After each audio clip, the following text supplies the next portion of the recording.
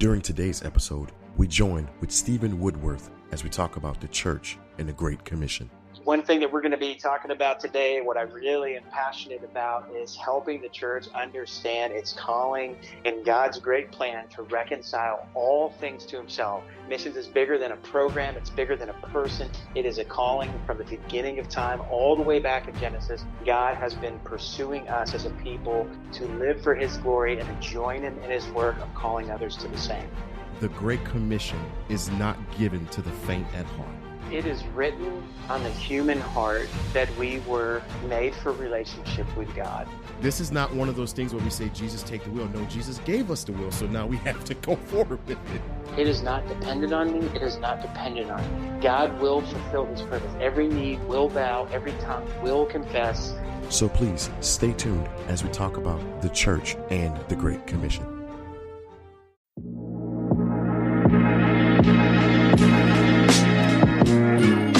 Hey everybody, if you are listening to this, you obviously like podcasts, and you probably like music too, right? Well, guess what? On Spotify, you can listen to all of that in one space for free, and you don't even need a premium account. That's awesome. Spotify has a huge catalog of podcasts on every topic, including the one you are listening to right now. You see, on Spotify, you can do several things. You can follow your favorite podcasts so you will never miss an episode. You can even download episodes and listen to them offline, wherever you are. Easily share what you're listening to with your friends and family via Spotify's integration with social media platforms like Instagram, Facebook, and even Snapchat. Just search for The Ear Podcast on the Spotify app or browse podcast in the Your Library tab and follow me so you will never miss another episode of The Ear. Spotify is the world's leading music streaming service, and now it can be your go-to app for podcasting.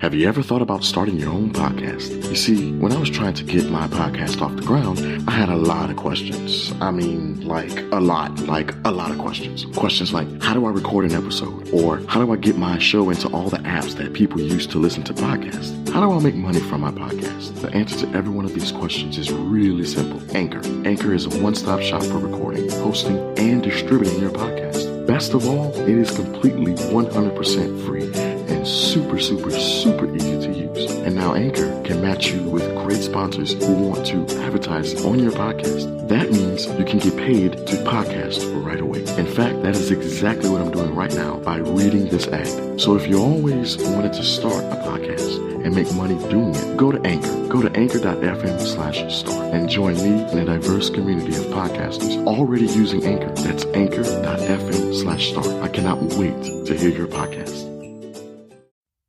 The Ear, Evangelical and Reformed, Christian Podcast. Welcome to The Ear, the Evangelical and Reformed, a Christian podcast that urges you to think deeper and draws you closer to God through faith. Through powerful sermons, teaching segments, and discussions, The Ear hopes to give you a different perspective on secular topics from a Christian worldview. He who has ears to hear, let him hear. Please welcome your host, Brandon Queen.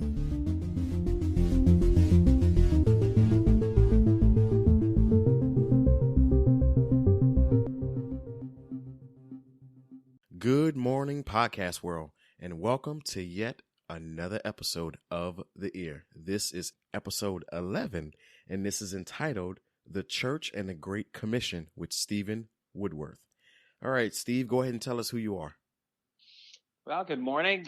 As Brandon said, my name is Steve Woodworth, and I currently serve as associate for ITEN, which is a ministry track of the EPC. That's the Evangelical Presbyterian Church. And so we are the missionary sending arm of our denomination. And in particular, what we do is we work with national partners around the world to bring theological education to countries among the least reached by the gospel, and particularly Muslim groups. And so while we do quite a bit of teaching, our primary work has been to come alongside those that God has called into theological education in their own culture, in their own language, their own settings, and we equip them. And so we do a lot of faculty training. We come alongside administrators and help them get further training in curriculum reform and accreditation and those sorts of things, so that the church might be equipped overseas, where God is doing the lion's share of the work right now in Christendom. So that's a little bit about us. I've got 3 kids, 3 boys, teenage boys. We live in Northeast Georgia. That's sort of home base for us. And then I fly out of Atlanta about 100 days a year to visit any of our 10 sites overseas. Been married for 21 years to my college sweetheart. Nice. And the funny thing is, you don't look old. Awesome. Hey, you don't either. So thank you. Awesome. And I kid you not, GA was great, but as far as travel, it did not go well for me at all this year. Why is that? Tell me about that. Why? All right. So as you know, I was supposed to meet you at GA, and I don't think it happened as good as I wanted it to. Yeah. So I fly out of New Orleans, right? And which is great. Get on the flight to New Orleans. I get on a plane at my designated time, and then they take us all off the plane and say, "Oh, we have an issue with the plane." And I'm like, okay, no big deal. Why they got to take us off to fix it? I guess they don't want us to be hot. No big deal. They're like, oh, well, so we need 2 parts, and they both have to fly in from Texas, yada, yada, yada. And at this point, I'm thinking, I am going to miss most of my assigned talks or seminars that I signed up for, and I really wanted to go to them. Yeah. Well, they said we're going to be on the plane by 1:00, 2-hour destination straight to Denver. No problem. I'll wait. I'll just have to suck it up and miss those meetings. Well, 1:00 rolls around, and the other part didn't come in yet. The other part was coming in at 3, which is the main part. And then they said, "Oh, you're gonna leave at 6," and I'm like, I don't think so. It's like, I paid to get to Denver today. Yes, that's right. That's right, man. Yeah, and you were not alone in that either. It seems to be whatever happens there in June, there's a whole lot of forces working against folks getting to GA. So you were not alone in that. I'm so happy that it's back in Tennessee next year because I'm driving. Yeah, there you go. There you go. All right. So you are the associate for ITEN, is it correct? That's correct. Yes. Right. Yeah. So there's a team of 4 of us right now. Myself, Bruce Sanderson, Ed McCallum, and then Mike Kuhn is our newest member of our team. So all teaching elders in the EPC. So awesome. Okay, so I'm gonna start off with a very basic question, and this seems to be the traditional question that I asked throughout the season, which is on the beauty of the local church. What is the church? That's a great question, man. And that's, and I think even in our day and age, it's an increasingly important one, honestly. As we do our work around the world, we would say that we are working with the church, and yet in each geographical location, depending on your tradition and whatnot, you get a whole lot of different ideas about who the church is, what the church is, anywhere from people who are saying the church is me and God on top of a mountain to, formal understandings of what it is in terms of denomination.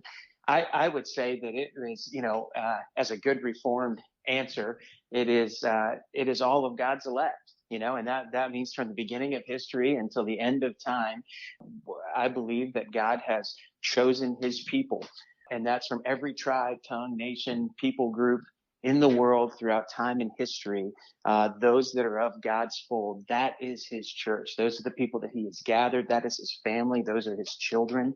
And so it's sort of a simple answer, and yet I think a pretty expansive one that from the Garden of Eden, from the very beginning until we are in the new garden and the new heavens and the earth, all of God's elect throughout time and history, that's his church, just people gathered. Nice. Very good answer. I agree with that 100%. A lot of people, they get this idea that they don't like talking about the elect, okay, because they hate the fact that the elect. Well, who is the elect? All right. And obviously the Bible is very clear on who the elect is. Okay. Which leads to the next question, which is for the elect, for sure. What is the Great Commission? Yeah.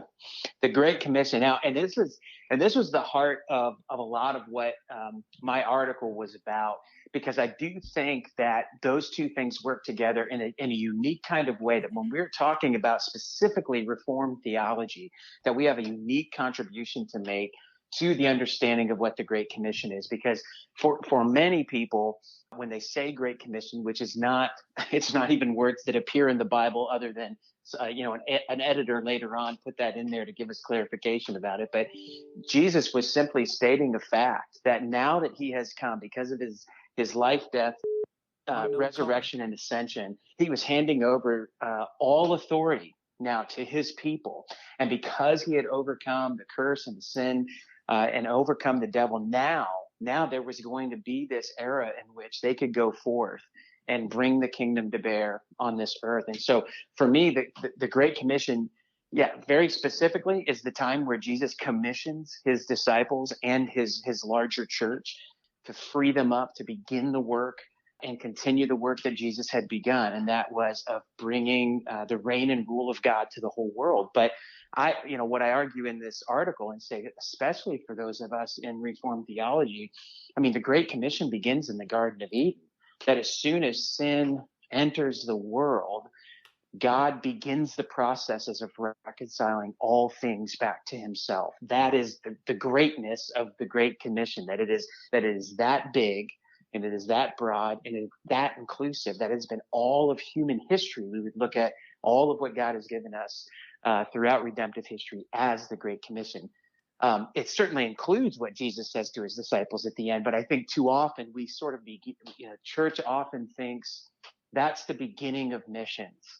Is at that point in time where Jesus tells his disciples, now go therefore and make disciples. And yet in some ways it's like it's the end of the story, that all up until this point, God has been reconciling all things to himself. And the final act is Jesus giving of himself and overcoming the curse of sin and death so that the Great Commission can be finished. Amen. I'll tell you what, though, one of the most beautiful things that I like about the EPC is whenever they go to commission their missionaries. And for me, other than, of course, the communion, that's one of my biggest highlights of GA. Is to be able to watch how the church, and even though we're a congregation of churches or a denomination of churches, we as a church, as one church, one body under God, under Christ and his headship, we commission our own to go and do the work that they are required to do. Or for a better word, prescribed to do. Yes. And every year it just brings tears to my eye whenever those people are commissioned. And I just love it. And for me, the Great Commission is not just, going every Sunday. And I've been helping out in the pulpit a lot lately. It's not just helping out in the pulpit a lot every Sunday. It's my everyday life. Yes. That's exactly it. Am I praying that God would send me someone that I can share the gospel with, that I can wholeheartedly give an answer or apologetically defend my faith, or even just saying hey to somebody? That's the Great Commission in a nutshell. Yeah, and I think too, as a missionary, EPC missionary who stood on that stage and been commissioned, you're right. There is something so incredibly beautiful about looking out to a sea of faces of people who are going to come alongside you, because the Great Commission is also, we often think it is the one that we are sending, but the reality is, and especially in the EPC, I've got so many friends in other mission organizations that are parachurch. They're outside of the church. They're doing their own thing. And I'm not saying there's anything fundamentally wrong with that. But one thing that they are missing is the fact that I am not primarily supported by individuals as much as I am by entire churches. Right. And it's really a powerful thing to have a whole group of people standing at that place. And part of the call is not only from the missionary standpoint to say, this is what we commit to as missionaries, but then looking out to over 1,800 commissioners and saying, and as the church, do you vow to support them as they do this? And I'll tell you, it's powerful. It's a powerful moment. Yeah, I just remember when Dean Weaver did. Yeah. Oh, that was powerful for me, because it was. I'm sitting there and I'm like looking at my pastor and he's choking up crying, and I'm like, okay, it's okay to cry, But it's a powerful. beautiful thing.